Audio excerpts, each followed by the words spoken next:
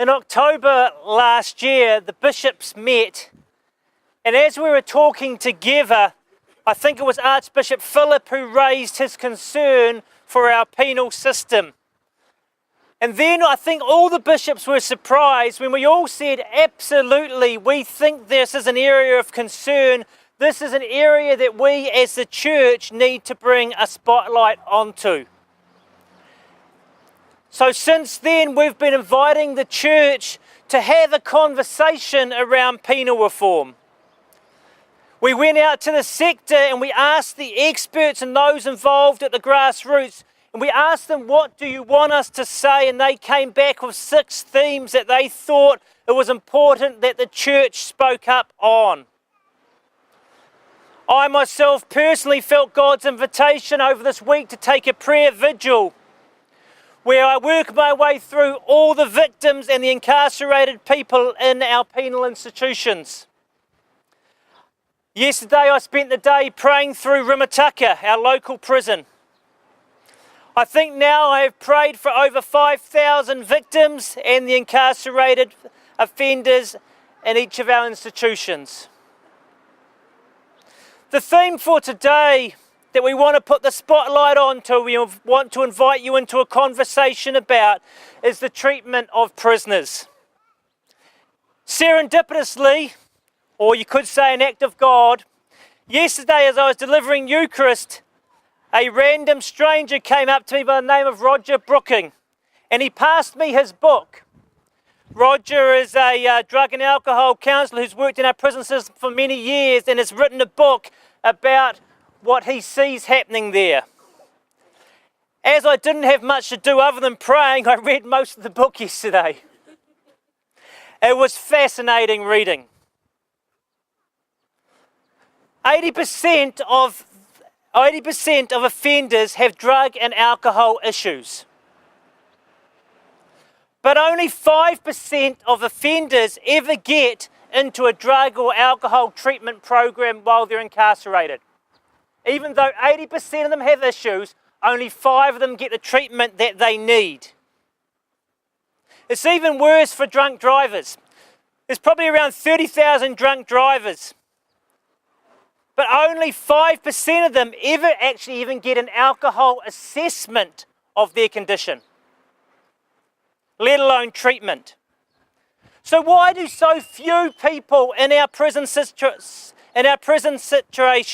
why do so few who obviously have severe alcohol and drug issues, why do so few get treatment? For some, as they go to the treatment program, they arrive at the treatment program and they suddenly realise the treatment program needs a certain amount of literacy. And as we all know, those in prison have very low literacy, many of them. So many of them cannot even do the program because their literacy levels is too low. Again, we ask ourselves, therefore, why in prison aren't we helping them gain literacy skills so that they can do the drug and alcohol programs?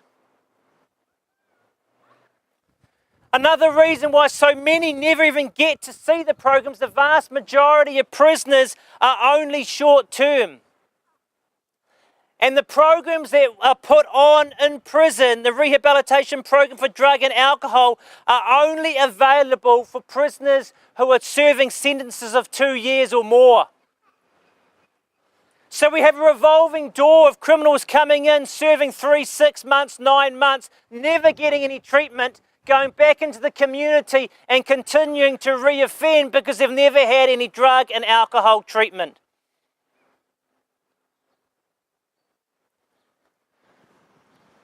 We won't even talk today also about the mental health issues prevalent in our system. We know that the majority of prisoners have mental health issues. Again, where is the treatment for this? I was so glad yesterday when somebody smuggled me the press release from Anne Tolley saying that the government is setting up a prisoner education advisory group so that every prisoner will be assessed on their individual learning needs as they enter prison in the future. What a great step forward. What's stopping us from doing the rest of the steps necessary?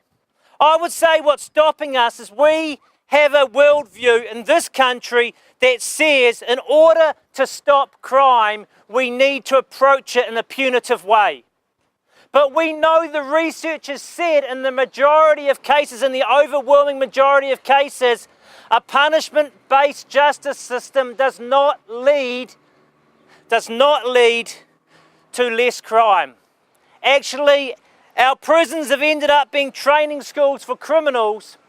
So actually the way we go about in a punishment-based system is actually making more victims in our community.